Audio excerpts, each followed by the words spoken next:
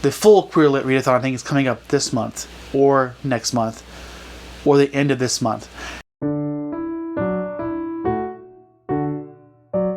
Hi, I'm Josh. Welcome to my channel. In this video, I'm going to be talking about some recent queer reads that I had. The main purpose of this video is just to wrap up the Queer Lit Readathon, or rather the Queer Weekend, which I participated in, did my TBR a couple weeks ago, or a week ago. All time blends together now. I didn't do a full vlog, this wasn't filling up to it, so I decided to do this instead. And I'm also going to be tacking on an arc that I was reading outside of the Readathon that is also LGBT related. So let's start with my favorite book that I've read recently in Queer Lit, and that's going to be A Song of Achilles. I love this so much. I cannot say how happy I was once I read this.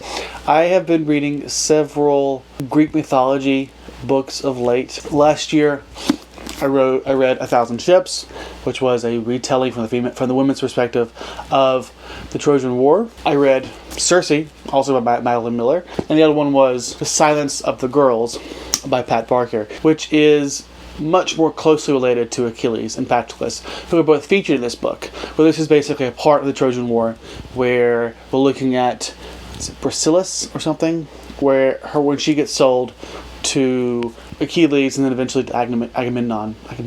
I always mess that up. So I came into this book with that sort of background, at least recent background, in how I was approaching Achilles. With that in mind, I had this idea of Achilles as a very brutish, self-serving, arrogant person. Silence of the Girls did do a decent job humanizing him, more than, say, 1,000 Ships. It still left me with not a great opinion of Achilles. So you can imagine it's hard for me to have a changed opinion of him after so much rhetoric, even outside of like just the traditional mythology. That was what I was thinking about going into this book. And it definitely starts off with that sort of framework of how we should see Achilles as this brutish, arrogant person. But it does a really, really good job humanizing him. I feel like it's a really difficult feat considering all the underlying mythos around him, the underlying rhetoric that's been set over a millennia or more. I'm not sure how long ago this was, but it is amazing how she was able to basically give us this character and completely redefine him in a way that was believable. This side of the story was presented in a way that I could easily see this being portrayed the way it has been throughout history. And for that, I am so happy just because of the realism here. And then there's this relationship between Achilles and his best friend, Patroclus, which I know isn't how you pronounce it, but it's how I read it. I really like that. That was hinted at, again, in the other novels. Silence of the Girls, most of all. I feel like she did a really good job taking it one step further. I was also really happy with the gay side of it, I guess is the best way to put it. I don't usually read smut, and I'm not sure if you classify this as that, but there were definitely parts in this book that I always thought were really sexy, and it kind of makes me want to read some more smut, which is not something I usually read. It kind of reminded me of the relationship between whatever his name was in Game of Thrones in season 1 or 2. Stannis' brother. No, it doesn't matter. It's not about that. I'll throw the pictures up here. This gay relationship on Game of Thrones. That was, when I first watched that was maybe in 2012, when I was first starting to acknowledge and understand my sexuality, my queerness. I really liked being able to sort of reconnect with that sort of same feeling. Well, one of the first things that got me thinking about it, I guess, is sort of mirrored in this book, which I really liked. It was also just sexy on its own. As a person, or as people, I definitely like Patroclus more. That said, I do feel like I understand Achilles more from this perspective. It's also just a very... I don't want to spoil it. I mean, if you don't know the story well enough.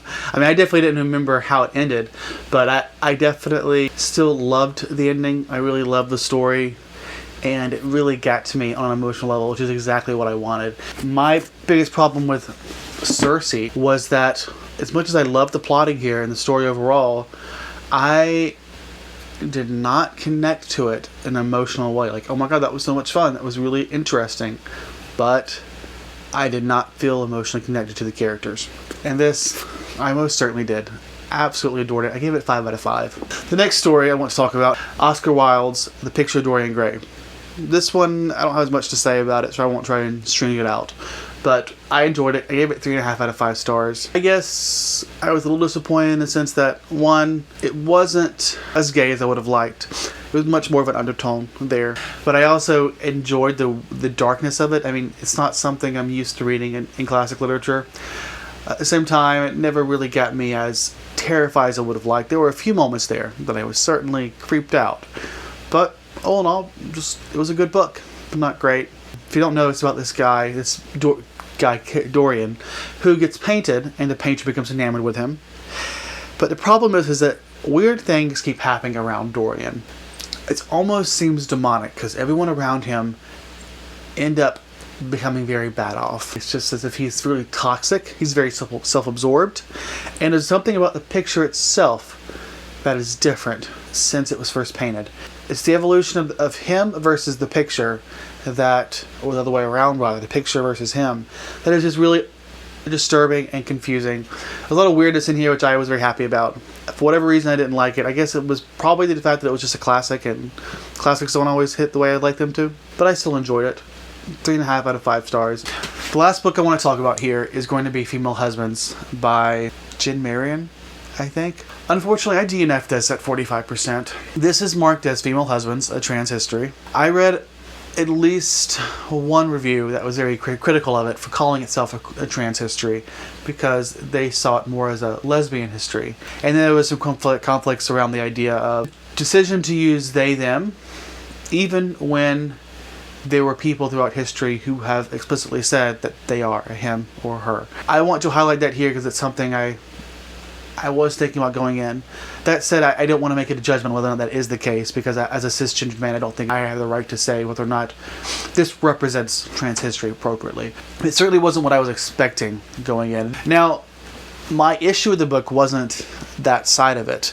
It was more to do with the fact that it was just very dry, very dense, and I was having a really hard time retaining what I was reading. It felt like I was just getting a series of segments or stories of these characters, of these people, getting the gist of it, but not really retaining what's there. It felt more like a academic reference. I think it'll be very beneficial to anyone who is interested in studying that or has the patience to push through it. But for me, it's not something that I can get into. I did see some references to other trans history books, which I'm really intrigued by and want to check out. I just did not like this one. And this was provided for me by NetGalley for an honest and fair review. I ended up not giving it a rating. I did review it on Goodreads, and I'm going to post this video as my review of it. But I'm not going to give it a Goodreads rating because I didn't read enough of it.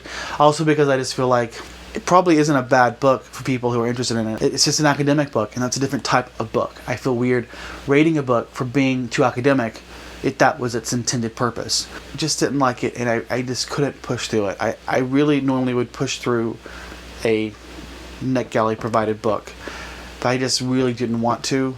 I just made me very unhappy. So I said, screw it. I'm DNFing this.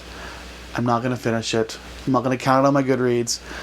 And these are my thoughts. It just wasn't for me. Okay, so that's that. That's all the queer reads I've read recently. Oh wait, no, that's not it. The last book I read in the Queer Lit Readathon is Middlesex by Jeffrey Eugenides? I don't know. This is a book about an androgynous person born with both genders, and they are raised as a female and eventually come out as identifying as a male, and it's the story of their life. It's historical fiction. It is set, I believe, in the 1900s. I did not finish this. It wasn't because I didn't want to. It was just that this is a 22-hour audiobook, and I just couldn't. I wasn't in the mood to read, and part of that was just my feelings about what's going on and everything. It's not necessarily the book's fault, but I wasn't going to force myself to push through a book that I wasn't in the mood to read, because it's just going to turn me off to the book itself, and the book doesn't deserve that. I was enjoying the book. It's a good book so far. I maybe 20%, 30% through it. I'm still reading it. I plan on finishing it outside the Queer Lit Readathon, but I wanted to mention it here because it was a part of the Queer Lit Readathon. even if I didn't finish it. It's surprisingly humorous. I think part of that is coming from the narrator of this audiobook, which is, it just got posted on the script, which I was very happy about. And the way he narrates it is just very energetic and very histrionic in a way that I really like. So that's great. And it's part of the reason why I wanted to take my time. I don't want to rush through this audiobook, which is actually just pretty fun to listen to. So that's great, and I'm enjoying it. I'm disappointed I couldn't finish it on time. I am not going to push myself to read something when I don't want to read. When I talk about pushing myself to read, like trying to stick to a schedule, don't get me wrong, I want to read. The schedule helps me focus in on a book. If I don't want to read, I don't want to read. I just don't want to read. I read 2 books here. These were 20 hours of audiobook. 10 hours when I fast forwarded it, but still, it's substantial. And I did those 2 on the first day. I started this one on the second day. I just didn't feel like getting through it, and that's fine. That is all of the queer reads I have been reading lately. I hope you enjoyed this conversation review setting. I enjoy talking about it. I still don't feel like I truly articulated how much I love Song of Achilles or how sexy I found it. I really need some recommendations on similar books. So we have this forming sexual gay relationship between 2 people, or lesbian. I kind of want more. Okay, smut. If you have any big recommendations out there. I'm not really into romance in general. Although if it's LGBT romance, I'm probably more likely to give it a try. I think I just did my conclusion and then talked more about the books. That wasn't the plan. Thank you for watching. I hope you enjoyed. Let me know your thoughts on any of these reads. Let me know what you read during the Queer Lit Readathon. I'm actually really excited because the full Queer Lit Readathon I think is coming up this month or next month or the end of this month. I have some ideas on what I want to read there. I look forward to reading some of these other LGBT books that I have because I need to read more LGBTQ plus books. Thank you for watching, and I hope you have a great day and to stay safe. And stay safe. Goodbye.